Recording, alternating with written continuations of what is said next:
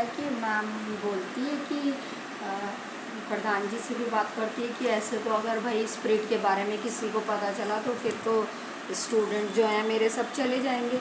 मतलब कोई बच्चों को भेजेगा ही नहीं पेरेंट्स। भाई भूत अगर जहाँ पे होता है तो कौन अपने बच्चे भेजेगा पढ़ने के लिए वहाँ उस स्कूल में, कि वो तो हॉन्टेड प्लेस हो गई।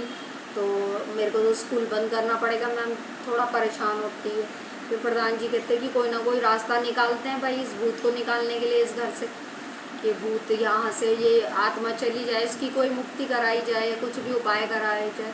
तो मैम अपनी मम्मी से बात करती है स्कूल में, मतलब आत्मा है ऐसे करके ना, कि उनकी मैम की मम्मी बोलती है कि वो एक गुरुजी को जानती है कि जो आत्माओं से बात करते हैं, तो वो पहाड़ में रहते हैं। तो वो कहती कि हम उनको बुलाते हैं, वो स्कूल में देखते हैं कि भाई क्या कारण है, वो आत्मा बताएगी उसकी क्या परेशानी है, या मतलब उसकी मुक्ति का कोई भी रास्ता निकले। तो मैम कहते हैं कि ठीक है जल्दी से जल्दी गुरुजी को लेकर मतलब यहाँ पर आ जाओ स्कूल जहाँ है मैम का। तो मैम की मम्मी गुरुजी को मैम के पास भेज देती है स्कूल देखने के लिए, कि भाई स्कूल में जैसे जो आत्मा है उससे बात करा जाए, उस आत्मा को बुलाया जाए। वो सारे प्रोसेस जैसे करते हैं लोग, पंडित लोग, ये जो तांत्रिक लोग करते हैं, तो वो उसी टाइप के होते हैं। उनके गुरुजी बुला लेते हैं उसको आत्मा को, तो आत्मा आती है। तो लेकिन वो उसको कांटेक्ट करते हैं, उसको ध्यान में बैठता है और बुलाते हैं उस आत्मा को कि जो भी आत्मा इस घर में रहती है वो मेरे सामने आए, वो क्यों किसी को भी परेशान कर रही है, वो चाहती क्या है। तो इतने में ना कि अपनी उपस्थिति मुझे दर्शाए। तो वो कुछ भी नहीं होता उस दिन, तो कुछ भी नहीं होता। वो महात्मा जो गुरुजी आते हैं उन्हें देख के वो आत्मा चली जाती है, आती ही नहीं है, कुछ भी नहीं होता। वो कहते हैं यहाँ है तो कोई चीज़, लेकिन इस समय कोई कुछ नहीं है, बिल्कुल सही है, यहाँ कोई प्रॉब्लम नहीं है। स्कूल में तो कोई स्पिरिट मुझे नज़र आ ही नहीं रही, क्योंकि वो स्पिरिट महाराज जी को देखते ही चली जाती है।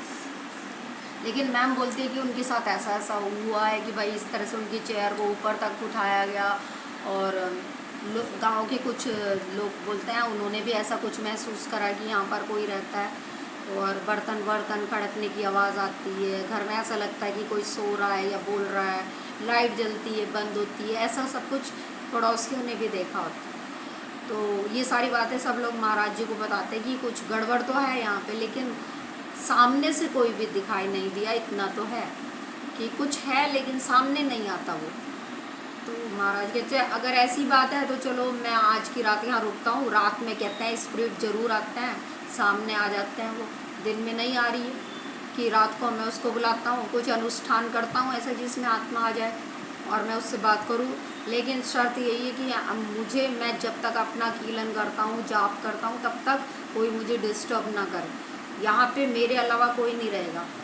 तो और मैं पहले अपने गुरु मंत्र का अपना रक्षा कवच बनाऊंगा, कीलन करूंगा, फिर उस आत्मा को बुलाऊंगा, ताकि वो अगर भाई वो आत्मा नुकसान करने पे उतारू हो जाए तो मेरा नुकसान ना हो और किसी का भी ना हो।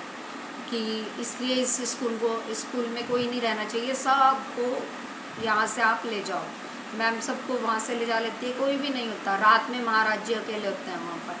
तो महाराज जी ऐसी अपनी पूजा में बैठे होते हैं, अपना अनुष्ठान कर रहे होते हैं। रात के 9 बज रहे होते हैं, 9 बजे के करीब वो महाराज का जो खाने पीने का सामान रखा होता है, थोड़ा सा वो सोचते हैं कि मैं भाई भोजन कर लेता हूँ थोड़ा सा, फिर मैं ध्यान में बैठूँगा, फिर उस आत्मा को बुलाऊँगा। तो वो खाना लेने के लिए जैसे किचन की तरफ जाते हैं, हाथ धोने लगते हैं। मतलब वहाँ मतलब स्टाफ रूम में एक छोटा सा मैम ने अरेंजमेंट करा होता है भाई, किचन में स्टाफ रूम के साथ एक किचन होती है कि भाई चाय पानी कुछ पीने के लिए टीचर्स के, तो वहीं महाराज जी के लिए खाने का भी सामान रखा होता है। तो वो लेने जा रहे होते हैं किचन में। तो वो देखते हैं कि जो खाना था सारा उल्टा हुआ होता है, सारा खाना ज़मीन पे पड़ा होता है, जो कि वहाँ पे कोई बिल्ली नहीं, कोई जानवर नहीं, कोई चमगादड़ वगैरह, कोई ऐसा पंछी नहीं, क्योंकि खिड़की अच्छे से बंद है, कोई नहीं है। लेकिन खाना एकदम उल्टा पड़ा है, बिल्कुल जो भी सामान था सब बिखरा हुआ था फर्श पे। तो ये चीज़ देख के उन्हें लगता है कि भाई है तो यहाँ पर कोई चीज़ वो, लेकिन नीचे गिरा हुआ खाना वो नहीं खाते हैं। उस दिन वो पानी पी के ऐसे ही रह जाते हैं रात में। तो वो बैठे होते हैं, अपना ध्यान कर रहे होते हैं, और फिर उस आत्मा को बुलाते हैं। रात के जैसे ही 12 बजते हैं तो वो उस आत्मा को बुलाते हैं, मोमबत्ती जला के बुलाते हैं उसको कि भाई जो भी आत्मा है मेरे पास आया और मुझसे बातचीत करे और अपनी समस्या बताए, उसे क्या दिक्कत है, तो मैं कोई रास्ता निकालूंगा उसके लिए। वो क्यों लोगों को डरा रही है, ऐसा करके वो कुछ बोलते हैं महाराज, और मंत्र वंत्र पढ़ते हैं। तो वो एकदम से एक शीशा टूटता है, मतलब जो किचन होता है किचन वाली साइड से एक शीशा टूटता है, और वो आत्मा जो रामदयाल था उसका नाम, उसकी आत्मा आती है, आके बैठ जाती है। एक काला सा साया दिखता है कि काला सा साया खड़ा है, बिल्कुल बहुत पास वो उनके नहीं आता क्योंकि महाराज ने कीलन करा होता है, लेकिन काफ़ी दूरी पे डिस्टेंस पे वो खड़ी हुई उनको दिखती है परछाई सी। तो वो बोलते हैं कि तुम कौन हो और क्यों इस तरह से डरा रहे हो लोगों को, और मैम ने तुम्हारा क्या बिगाड़ा है, वो तो तुम्हारे गांव के बच्चों की भलाई के लिए स्कूल चला रही है ताकि उन्हें अच्छी शिक्षा दे। तुम्हारे बच्चों को दूर दूर, गांव के बच्चों को दूर दूर जाना पड़ता है, तो वो एक अच्छा काम कर रही है, स्कूल चला रही है, तो बच्चों को शिक्षा दे रही है, तो तुम्हें क्या ऐतराज़ है, तुम्हारा घर खाली पड़ा है, तो इस घर में तुम आ गए हो, वो किराया भी तो दे रही है उस घर का जो इसकी मालकिन है उसको, तो क्यों मैडम को परेशान कर रहे हो, तुम्हें क्या दिक्कत है मैम से। तो फिर वो आत्मा पहले तो ऐसे करती रहती है, जवाब नहीं देती कुछ, अपना क्रोध दिखा रही होती है। तो महाराज कहते हैं मुझे क्रोध दिखाने की ज़रूरत नहीं है, मैं डरता नहीं हूँ तुझसे, मैं अभी के अभी तुझे जला के यहाँ पे भस्म भी कर सकता हूँ, इतनी पावर है मेरे अंदर। तो वो फिर वो महाराज को डराना छोड़ देती है आत्मा। पहले तो डरा रही होती है, सोचती है साधारण सा ऐसा ही भक्त होगा, व पंडित होगा, चला जाएगा, डर जाएगा, जैसे मैम को डरा दिया और लोगों को डरा दिया, इसको भी डरा के भगा दूंगा, लेकिन ऐसा होता नहीं है। महाराज जी बिल्कुल नहीं डरते हैं। तब वो देखता है, वो बोलते हैं कि मैं तेरे से डरने वाला नहीं, तू मेरे सामने आ और सब चीज़ बता मुझको। तब वो आत्मा आती है, आके बैठ जाती है, आगे वो बोलती है कि ये मेरा घर था, मैंने इसे बड़ी मेहनत से बनाया था, और मेरी खून पसीने की कमाई से ये मेरा घर बना हुआ है, लेकिन जब मैं यहाँ पे मरा, मेरे पास मेरी अंत्येष्टि किसी ने ढंग से नहीं करी है, मेरा बेटा तो है ही नहीं, मेरा कोई रिश्तेदार भी नहीं है, खून का रिश्ता जिनसे है कोई नहीं है, एक बेटी के अलावा मेरा कोई रिश्तेदार जिसे मैं कहूँ ढंग का जो मेरे लिए कुछ करे नहीं है। रिश्तेदार जो हैं दूर पार के, वो मुझसे ज़्यादा मतलब नहीं रखते थे क्योंकि मेरा व्यवहार ही अच्छा नहीं था किसी के साथ, तो इसलिए मेरे मरने में भी कोई नहीं आया, किसी ने मेरी 13वीं बरसी जो ये रिचुअल्स उठने हैं कोई ढंग से पूरे करे नहीं हैं, इसलिए मेरी आत्मा भटक रही है। और सबसे बड़ी बात यह है कि मैंने एक बहुत बुरा काम करा था, एक चोरी करी, वो भी मैंने मंदिर में देवी माता के गहने चुराए थे। अब देवी माता का कोप मेरी आत्मा को लगा हुआ है, इसलिए मेरी आत्मा भटक रही है। जब तक कि वो खजाना जो मैंने मंदिर से चुराया था, मेरी आत्मा भटकती रहेगी जब तक देवी माता को वो खजाना सौंप ना दिया जाए।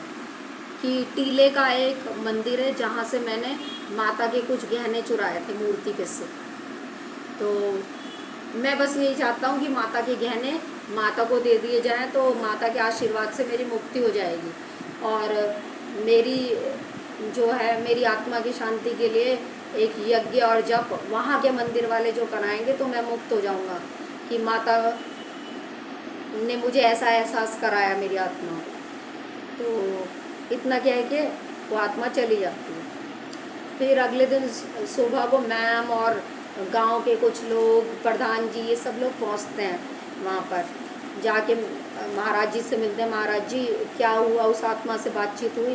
कहते हैं कि हाँ, कि वो आत्मा आई, उसने बताया कि उससे एक बहुत बड़ी भूल हुई थी, उसने देवी माता के गहने चुराए थे, गहने चुरा के उसने छुपा रखे हैं इस घर में, और वो खजाना जैसे ही लौटाया जाएगा तो उसकी आत्मा तुरंत मुक्त हो जाएगी। जैसे ही मंदिर में यज्ञ अनुष्ठान होएगा उसकी आत्मा की शांति के लिए, और उनकी बेटी के द्वारा ये गहने वहाँ के पुजारी को दिए जाएंगे, माता को पहनाए जाएंगे, तो उसकी आत्मा एकदम मुक्त होकर अपने परलोक में चली जाएगी।